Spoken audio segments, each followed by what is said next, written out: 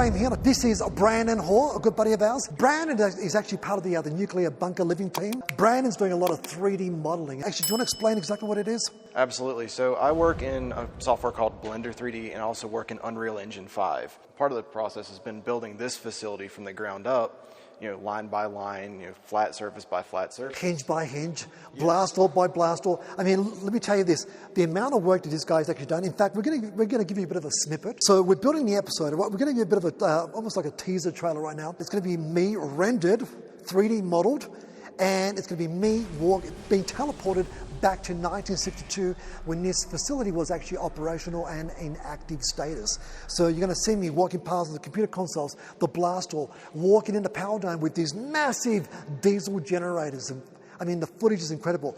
I mean, what you've done with the elevator shaft and the access portal doors actually opening up. I mean, if you've ever seen Pixar, this is probably the closest thing to Pixar, but a Titan 1. So we're excited. And this is actually Brandon's first tour of the Titan 1. Mind you, you've been basically inundated with blueprints and all the design photographs of this complex. And now you're actually seeing it in real time, in person. And the pictures and the drawings do it no justice whatsoever. They don't serve like any sense of scale. Oh yeah, this place is vast. I mean, this is one building of 17. They're independent buildings, Once you see the silos, I mean, it's vast. But Brandon, do you want the honours? Absolutely. Open this door over here. All 5 tons of it. Look at that. Effortless. Not a crack in the concrete. Look at this. And this brings us to the entrance. This is tunnel junction number 10. This is our lobby. Check this out. Got this big, massive... I should load it up. Have a look at that. And these are raw water tanks. Yeah, water tanks. We've got 2 of these. They're about over 50 feet in length over here. So let's do this. Let's go to the other control dome. And obviously, you've been tracking since episode 1, right? Yes. So pretty much the control dome was the ready room, the rec hall, the kitchen, and the second level over here was where the missileers were basically at work with all the computer consoles. I just can't get over the sheer size of this. Oh yeah, it's massive. It's massive. Yeah, I remember you taking sledgehammers and cut-off wheels and grinders. And I can't tell you how much time I've spent just modeling different doors because this place has so many different types of doors. Not to mention the rest, because the engineering in this place... it's over-engineered. I haven't seen anything even close to like it before, and I've worked in industry for years, and this is just a whole new level. So this is the second level of the control dome. Also, this place is a really good workout. You're walking up a lot of stairs, man. Definitely not skipping leg day today. But this is the old communication vault section over here, all the communications. Now, all these racks, they were positioned somewhere in this area? Yeah, they're all positioned over here. Yep.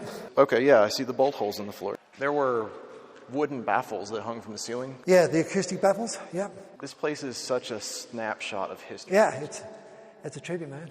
It is a tribute.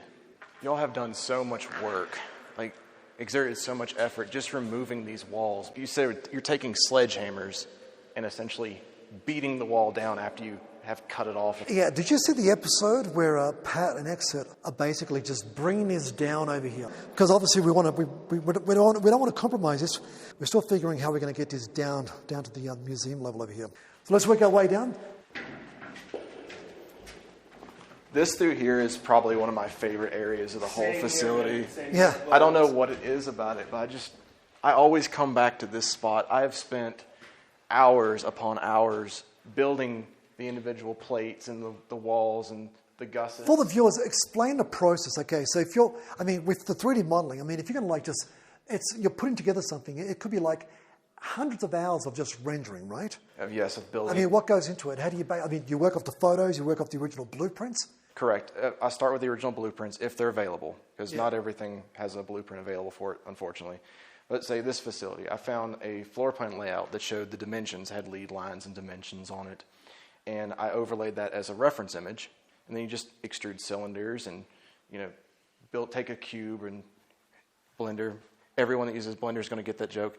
Take the default cube, delete it first. Yeah. But anyway, and you just stretch things out to individual dimensions little by little, and then you just keep layering detail upon detail upon detail.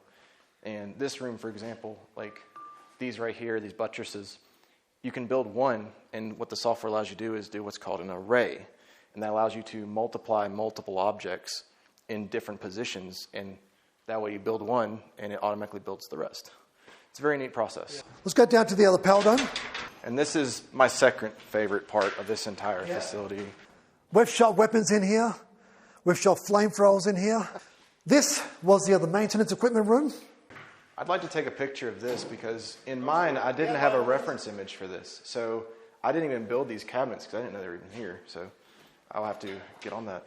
Look at the other gantry system. This was the first 360-degree gantry system. I mean, it's over 25 ton. You could pick up things and you could just drop them off. I mean, you've got the mezzanine floor still intact. And that's a rare thing in these facilities from one of them. Yeah, with the mezzanine floors, yeah, definitely. Look at the amount of work, man. Look at this. Like I said, scrapping like crazy. It's an obstacle course, obviously. More targets. Yep, very good. So the boiler system here. I'm going to get all the dials working, all retroed up, you know. See all these dials? They're going to be cleaned up and all retrofitted. And this pit over here, every time we jump in there, we just come back with a bounty. Look at this. Old valves and there's gauges. What do you think this was? That was to hold barrels in place. I bet you the pipe fitters love this place when they're building it. Amazing pipe fitters, you know. Yes. Just the piping alone that's underneath my feet. There are miles and miles and miles of piping. These, I had the hardest time figuring out what the purpose of these were. I believe they supported the pipes for the exhaust as well as what they call the diesel cyclone generator filters. was resting up here, don't forget too. That's right. Yeah. So once again, this is the suspension system for the diesel generators. They move much easier than I thought they would. Yeah.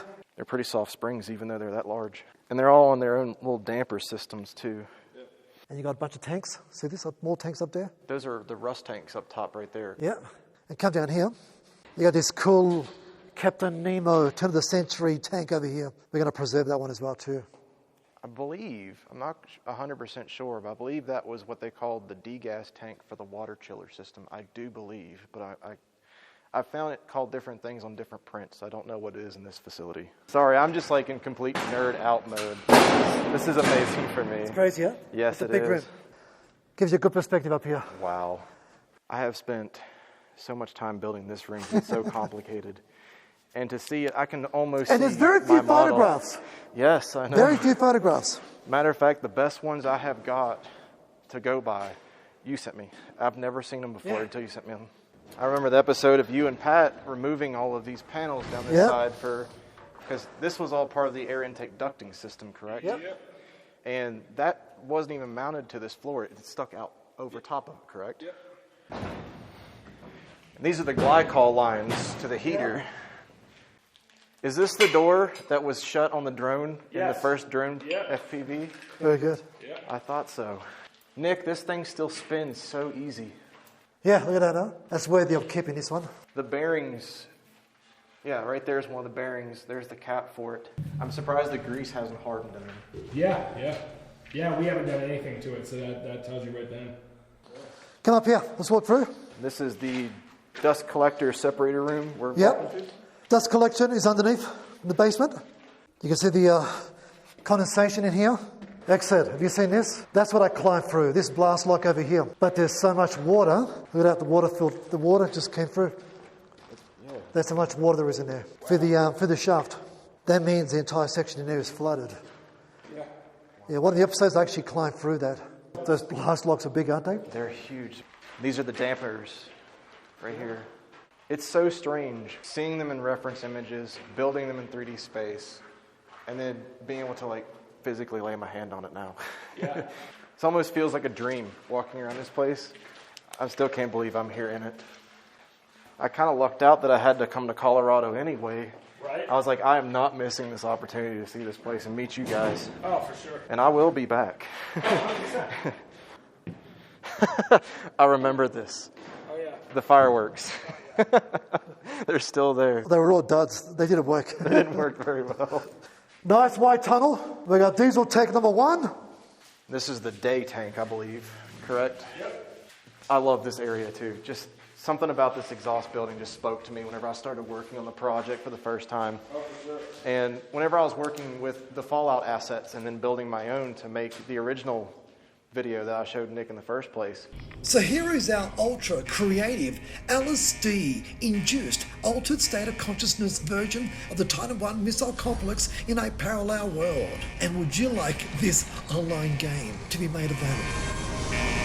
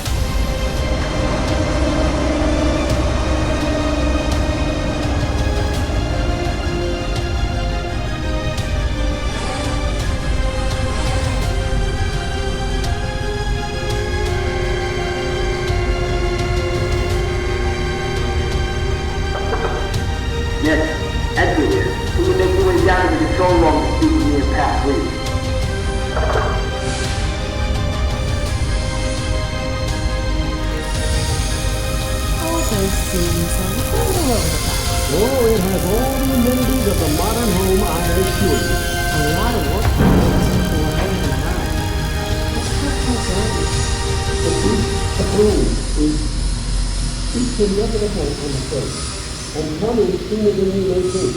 If you catch my meaning, Great. That's just great.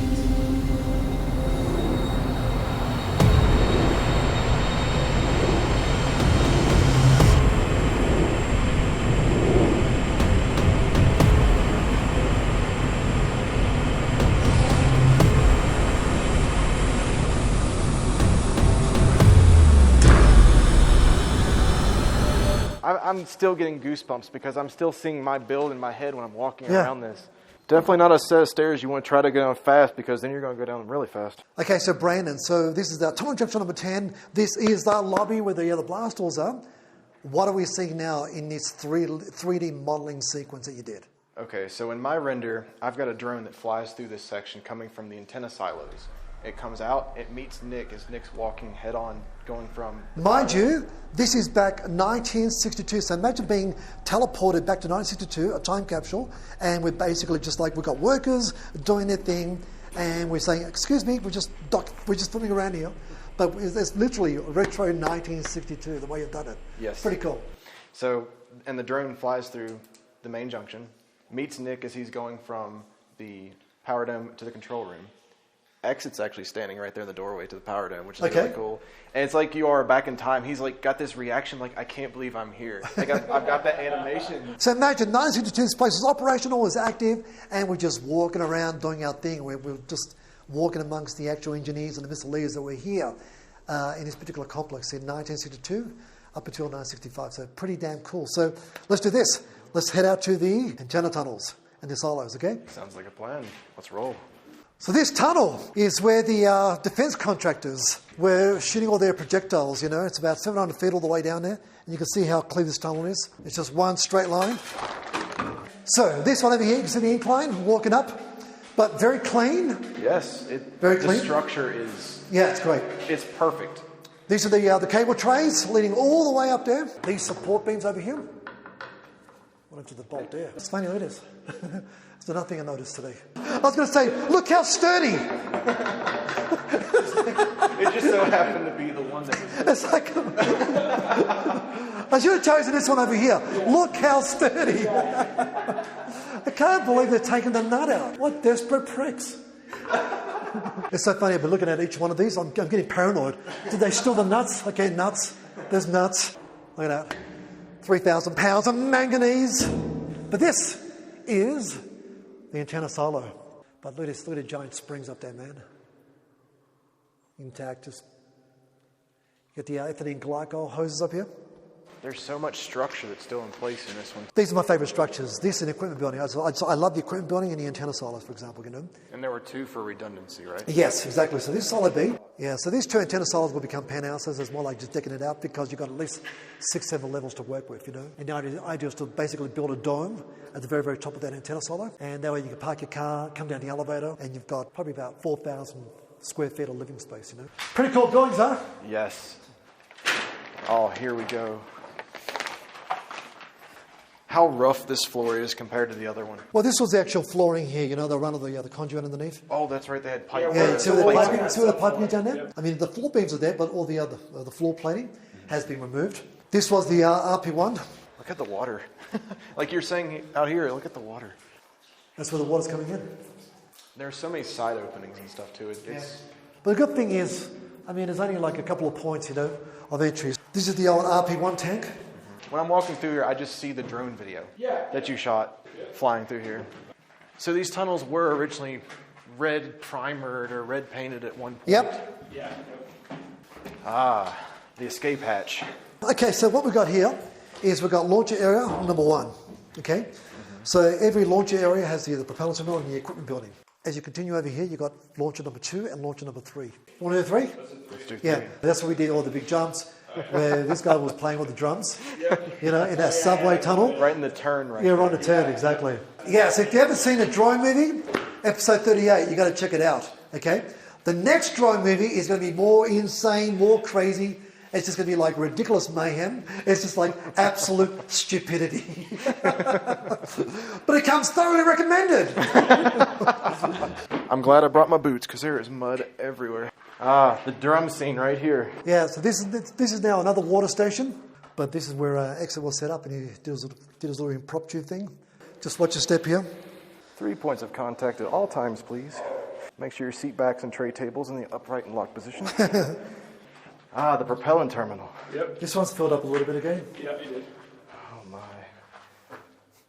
It's such a shame they welded that door shut.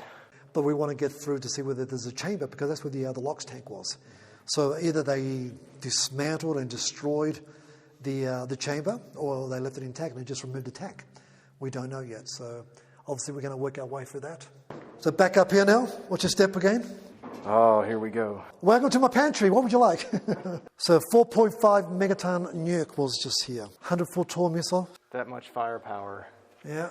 Standing right here with 2 more behind it. Okay, so myself and Brandon, so we are in Silo 3, where Silo 3 always gets the action. But pretty awesome place, right? It is amazing. It stretches forever. Yeah, it's an underground city. The immense power of 4.5 megaton nuclear, it's like it's just right behind you kind of thing. In the next drone meeting, our CGI guys in Eastern Europe, we're working together right now. It's going to be a scene where I actually open up the doors, and then behind me is going to be the actual nuke, the missile as it was back in 1962. So imagine this, 1962, and there's a missile, and I'm just walking, I'm thinking, fuck. There's a 100-foot tall missile right there. And being crazy and being idiotic as we all are, the next thing after that is DEFCON 2, elevator starts up, and the missile is being moved to the surface. And there's going to be a scene where a Black Hawk helicopter pilot is going to be actually on the silo, on the silo doors, okay? An actual Black Hawk helicopter pilot. Black Hawk flies off, silo doors will open up, and you're going to see a Titan I missile being raised to the surface.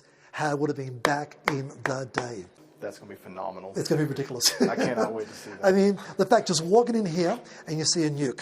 And I think we might do a really cool scene where we've got the dogs, in the dog pen, and we're looking up that direction, we see a missile. And what are dogs barking at? Oh, there's a Titan I missile raised to the surface. Wow.